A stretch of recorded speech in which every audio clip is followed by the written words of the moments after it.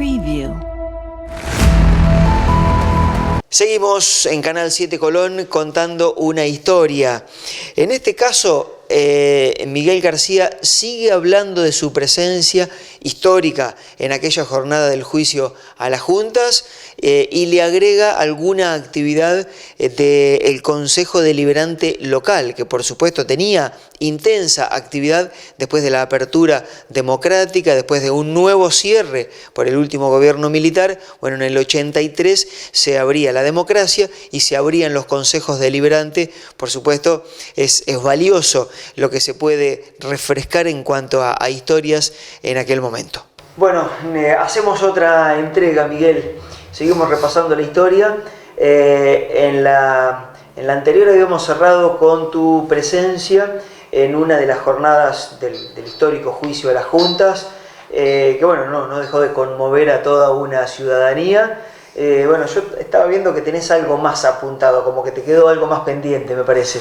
Sí, en realidad es bueno que esto se sepa porque la gente piensa que todo se desarrolló en un marco de normalidad, de serenidad, de tranquilidad, y realmente yo creo que la gente no tiene una noción exacta de lo difícil que fue poder comenzar a gobernar este país después de la dictadura militar. Una vez que se definió el tema de los decretos del presidente y que el tema puntual del juzgamiento de los militares caía en la Cámara Federal, se gestó un clima de malestar en el ámbito jurídico. Es decir, aunque parezca mentira, había un número importantísimo de jueces que no estaban para nada de acuerdo con que la justicia interviniera en el juzgamiento de los militares del proceso. Claro. Es más, yo tuve en mis manos un libro sumamente interesante donde José Pepe Leachev se convierte en una especie de compilador del testimonio de cada uno de los jueces de la Cámara Federal. Y está sumamente interesante, está muy jugoso eso. Y ahí una de las cosas que relatan uno de ellos es que en algunas reuniones que tenían circunstanciales, que se encontraban con otros miembros de la justicia, en algunos casos hubo discusiones de un elevado tono, y si mal no recuerdo, creo que en algunos momentos se llegaron a insultar, porque muchos jueces, un número importante de jueces no estaban de acuerdo con el juzgamiento de los militares. Entonces se creó un clima bastante feo. Eso, por un lado, en el ámbito estrictamente de la justicia. Claro. Pero después también hubo otros episodios, también relatados por algunos de los integrantes de la Cámara Federal, donde cuando se pone en marcha la acusación del fiscal, es decir, de Julio César Estracera y Moreno Ocampo, y comienza a ponerse en marcha la toma de testimonios, que es tomado sobre la base del libro Nunca Más, que lo produjo la CONADEP. La CONADEP, la Comisión Nacional de Desaparecidos, que la crea Raúl Alfonsín, y que invita inclusive al justicialismo a que se incorpore a esta CONADEP. No aceptó el justicialismo. Así que ese trabajo fue sumamente interesante y es la base de la acusación que arma Estracera y Moreno Ocampo. ¿Qué pasó? Cuando esto empieza a funcionar, ahí relatan, creo que es Arlanian, me parece que es el que comenta en este libro, que no a todos, pero a algunos integrantes de la Cámara Federal se les paraban autos Ford Falcon enfrente de los domicilios particulares de ellos, como para decirle, ojo, acá estamos nosotros. ¡Qué bárbaro! Con el tristemente célebre recuerdo de los Falcon, cuál era la función que cumplían en la época de la dictadura. Estas eran todas cosas muy pesadas, muy difíciles de sobrellevar. Había que tener una valentía tremenda, porque vos imaginate, a nadie le podía asegurar que el gobierno de Alfonsín no iba a ser derrocado nuevamente. Claro. Así que el temor lógico, y no solo de ellos, sino de sus familias también, es comprensible que haya ocurrido, ¿no? Claro. Pero bueno, pasó todo terminó al final terminó bien. Y bueno, ¿qué pasó? Tiempo después, cuando creo que ya estaban, no sé si todos o casi todos jubilados, se empezaron a juntar entre ellos. Reuniones de camaradería. Mirá vos. A comerse un asadito, a compartir una mesa que era obviamente muy linda, muy agradable. Esa fue una primera etapa. En una segunda etapa, ahí cerquita nomás, lo incorporaron a estas reuniones a Julio César Estracera. A Moreno Ocampo creo que también lo invitaron, no sé, porque creo que Moreno Ocampo también se fue al exterior a cumplir otra función de índole internacional que tenía que ver con lo jurídico. Así que lo incorporan a Estracera. Y el último incorporado, ¿quién fue? Raúl Alfonsín. Claro. Ya no estaba más de presidente. Claro. Mirá vos. Y ellos reconocían el valor y la valentía que había tenido. Es más, Arlanián tiene palabras muy conceptuosas hacia Alfonsín. Dice la verdad, pero lo bueno es que lo diga un hombre que es del peronismo. Claro. Arlanián es un hombre que era juez, pero era un hombre que ascribe al peronismo. Sí. Y él lo reconoce como un auténtico estadista, que creo que es lo que fue Alfonsín, un gran estadista. Mirá vos qué dato, ¿eh? Así que lo terminaron. Y otra cosa que creo que tampoco se conoce, más allá de todos los países que pusieron las cámaras, como ya te lo relaté en el espacio anterior, que estaban filmando el juicio, la propia Cámara Federal tenía su propio equipo de filmación y fueron guardando absolutamente todas y cada una de las sesiones filmadas. Cuando se produce el alzamiento cara pintada, esta gente tiene temor de que lo derroquen a Alfonsín. Entonces toman una decisión que para mi modo de ver debe haber sido muy, pero muy dolorosa para ellos.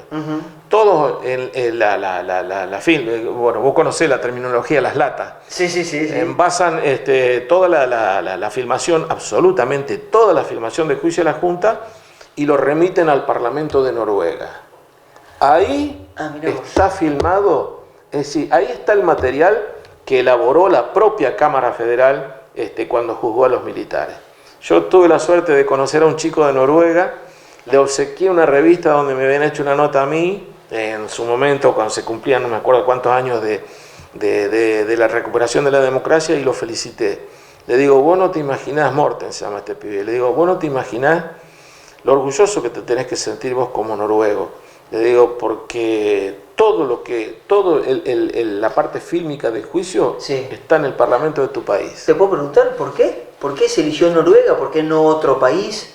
Te lo digo bien clarito, porque es una democracia total y absolutamente consolidada. No hay ningún riesgo de que en Noruega haya un derrocamiento o una caída del orden institucional. Y yo creo que, ¿por qué al Parlamento? Porque yo creo que ellos también interpretan lo que Alfonsín quería lograr cuando creó otra comisión que fue la de reforma de la Constitución Nacional, y él quería avanzar hacia una figura no tan cesarista del presidente de la Nación y llevar el esquema institucional a un sistema parlamentario. Claro. Lamentablemente no lo logró porque los tiempos no dieron, es decir, el trabajo quedó, hay 5 tomos creo, de constitucionalistas muy prestigiosos de distintas partes del mundo y de gente del país también. Claro. Y yo creo que ellos viendo o interpretando cuál era el sentir de Alfonsín, que él quería avanzar o progresar hacia un esquema más parlamentario, más democrático, más abierto, toman la decisión de enviar este material a Noruega, al Parlamento de Noruega. Mirá vos. Y si vos me permitís, Cristian, sí. Yo creo que es bueno que los nombre a los jueces, porque es muy probable que haya gente nueva, y no tan nueva también de mi edad, que por ahí se han olvidado de los jueces. Tal vez el más nombrado es Arlanián, pero los jueces que tuvieron la responsabilidad, los cuales yo denomino próceres, realmente fueron próceres, fue León Arlanián, Jorge Torlasco, Ricardo Gil Lavedra, Guillermo Ledesma, Jorge Valerga Araos y Andrés D'Alessio. D'Alessio está fallecido, creo que los otros viven todos. Y los fiscales fueron Julio César Estracera y Moreno Ocampo. Y bueno, como dije al principio, Alfonsín fue el presidente que les tiró el paquete, claro, como para que lo recibieran. Pues es que se refrescan algunos nombres que por ahí hace mucho que no se escuchaban, ¿no? Que por ahí no estaban estrictamente, que uno no los relacionaba. Sí. Pero bueno, parte de la historia realmente valiosa, muy valiosa en cuanto a lo institucional de nuestro país. Tal cual. Bueno, Sigue, Miguel, por supuesto, esto. Después, finalizado este tema, yo ya en el espacio anterior también había relatado más o menos cuál había sido el desempeño mío como presidente del bloque de concejales radicales, pero lo que no alcancé a decir, porque el tiempo no alcanzó, es que, como vos bien sabés, los mandatos de los intendentes y de los concejales duran 4 años. Sí. Pero ¿qué pasó? En el primer término, en el 83, los mandatos tendrían que haber durado hasta el 87. Claro, ¿Cierto? claro. 4 años. Exacto. Pero resulta que, ¿qué pasaba? Por la mitad, en el año 85, es decir, 2 años después de recuperada la democracia, se iban a tener que producir las elecciones que se denominan de medio término, Exacto. donde no se eligen cargos ejecutivos, pero sí legislativos. Claro. ¿Y qué pasaba? Había que sortear los mandatos, porque si no, ¿dónde iba a meter los 6 concejales que se iban a elegir? ¿Quién se iba a los 2 años? Entonces se sortearon y a la mitad del cuerpo, que éramos 12, entre radicales y justicialistas. En aquel momento 12 concejales. Claro, Sí. 6 le salieron sorteados con 2 años de mandato. Uno de ellos fui yo. O sea que a los 2 años... Exacto, yo a los 85, en el 85 terminaba mi mandato como concejal. Por ese motivo, si no yo no hubiera dejado la concejalía, mi distrito, Colón, en la UCR, me propone para ser candidato a gobernador de la provincia de Buenos Aires. Perdón, a diputado, me perdone Cafiero y Armendáriz. Bueno, ¿qué pasa? Yo siempre digo que cada elección tiene su impronta particular. Es decir, cuando se acerca una elección, ya sea legislativa o de cargos ejecutivos, esa elección no es igual de ninguna manera a las anteriores. Es decir, cada una tiene su propia impronta. Es decir, Alfonsín era la recuperación de la democracia, la consolidación institucional, los derechos humanos. Menem era la estabilidad económica. Menem fue reelecto a raíz de esa estabilidad económica, lo que denominaban el voto cuota. Es decir, y hay toda una serie de cosas, cada elección tiene su impronta. Claro. Y en la del 85, donde yo voy como candidato a diputado provincial, estábamos en pleno plan austral, que fue un plan exitoso en sus comienzos. ¿Por qué? Porque entre otras cosas produjo estabilidad en la economía. Entonces eso trajo un gran alivio a la gente. Por ese motivo que el primer test que tiene que enfrentar Alfonsín en el 85 le fue muy bien, a tal punto que incrementó en todo el país el número de legisladores de su propia bancada, ¿no es cierto? Y bueno, entre ellos caí yo, no como diputado nacional, sino como provincial. Nosotros teníamos el gobernador que era nuestro, Alejandro Armendáriz, y tuvimos ahí una campaña, si las comparamos con las del 83, esta fue una campaña breve, corta, porque, entre otras cosas, teníamos la responsabilidad de gobernar y no podíamos distraer mucho tiempo del gobierno, claro, la responsabilidad del gobierno en hacer nuevamente campaña electoral, que es un poco lo que se queja la gente por estos días, ¿no es cierto? Claro. Que vivimos permanentemente en campaña. Entonces, la campaña fue bastante corta y jugaba, como te dije al principio, muy a favor nuestro, el plan austral, que estaba teniendo una muy buena recepción de parte de la gente en general. Bueno, así fue que tuvimos que armar el acto de cierre de campaña. Lo armamos en Porteño, en la sede social del club, en 47 y 16. Exacto.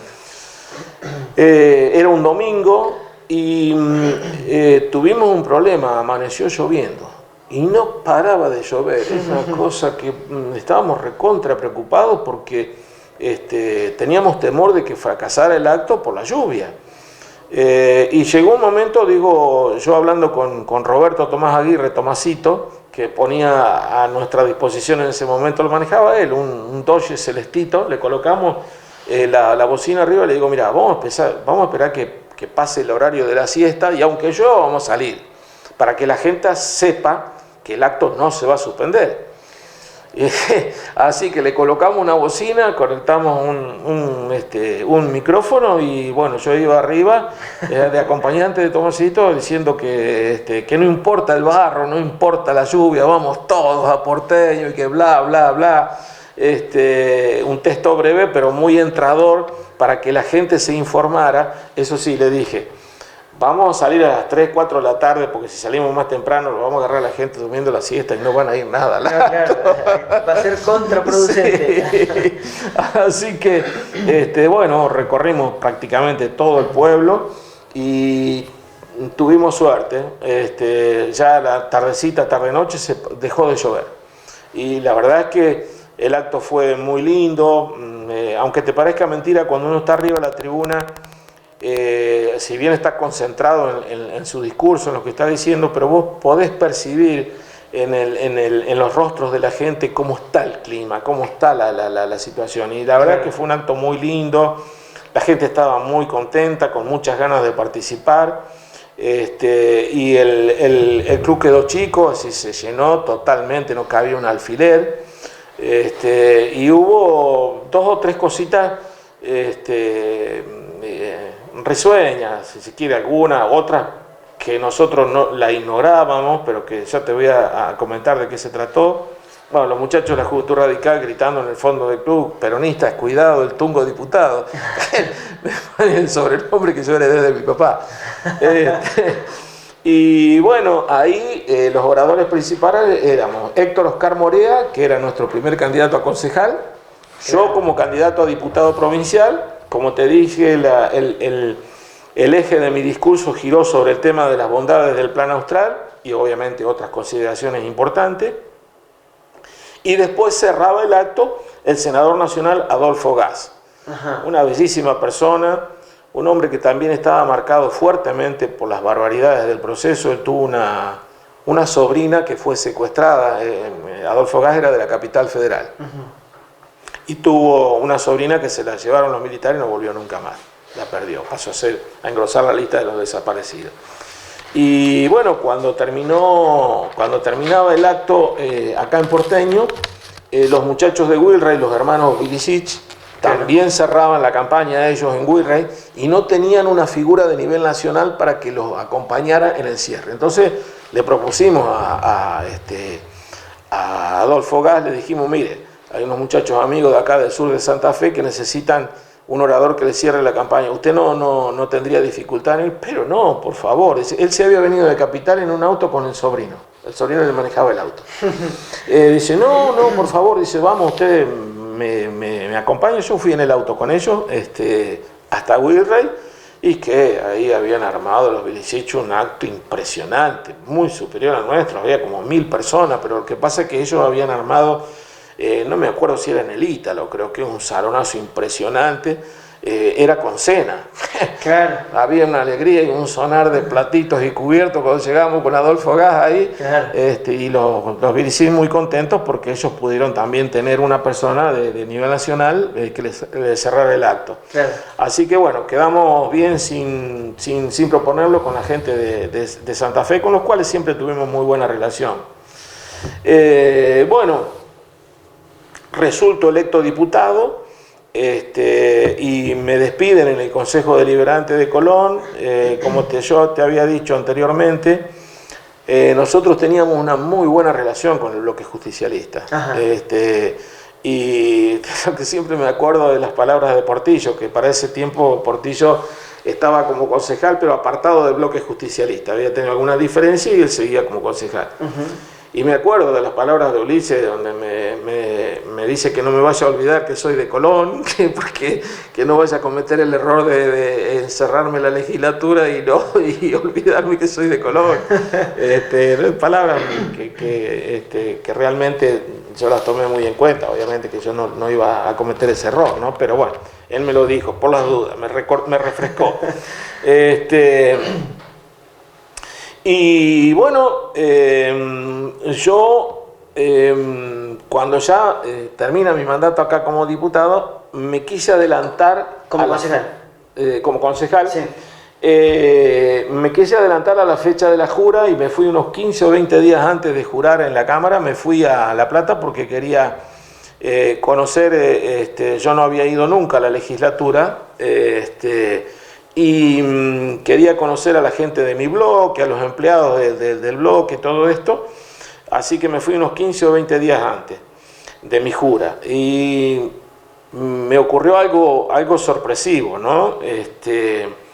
Resulta que cuando yo entrego el documento en la entrada de la legislatura y pido que me indiquen a dónde tengo que ir para llegar al bloque radical, me indicaron dónde tenía que ir, todo un pasillo larguísimo, que después lo debo haber recorrido 1000 veces ese pasillo, y resulta que cuando iba llegando ya casi al despacho del bloque nuestro, o al recinto del bloque nuestro, me gritan detrás, Tungo, Tungo. Pero yo digo, ¿cómo puede ser? ¿Qué es esto?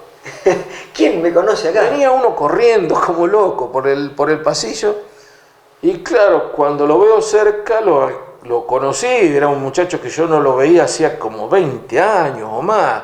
Era un muchacho del Gran Buenos Aires, creo que era de San Fernando, abogado, John de apellido. Anduvo de novio con una chica acá en Colón, creo, y nos conocíamos de esa época, pero yo hacía como 20 años que no lo veía. No, increíble. Así que claro, lo encontré y dice, qué alegría, me abrazaba, me dice, qué alegría, dice, vos sabés que nosotros acá mirando los cómputos de toda la provincia, cuando vimos Miguel García de Colón, yo le dije a los amigos míos que estaban trabajando acá, dice, este debe ser el Tungo, dice, yo lo conozco. Así que, bueno, se puso a disposición mía, me dijo que ocupaba un cargo muy importante, era prosecretario legislativo, así que él me dijo, mirá, lo que necesites, contá conmigo. Así que bueno, fue una forma buena, digamos, claro, de comenzar. Entrar con el pie derecho, de alguna forma. Exactamente. De alguna forma. Y después, bueno, se produjo 15 o 20 días después, propiamente la jura. Sí. Miguel, yo te interrumpo, ¿crees que lo dejamos para la próxima? Que creo que ahí hay un capítulo importantísimo para vos, para tu historia y para Colón. Por la representatividad que tiene no solo el radicalismo, sino la vida política local a nivel provincial en aquellos años tan trascendentes, ¿no? de la vida política. ¿Te parece que lo dejamos para una próxima? Y ahí arrancamos con esta carrera legislativa que, bueno, dejó cosas muy valiosas. ¿Cómo no? ¿Cómo no? Dale, Miguel, hacemos una pausa hasta el próximo encuentro. Sí, cómo no, lo dejamos.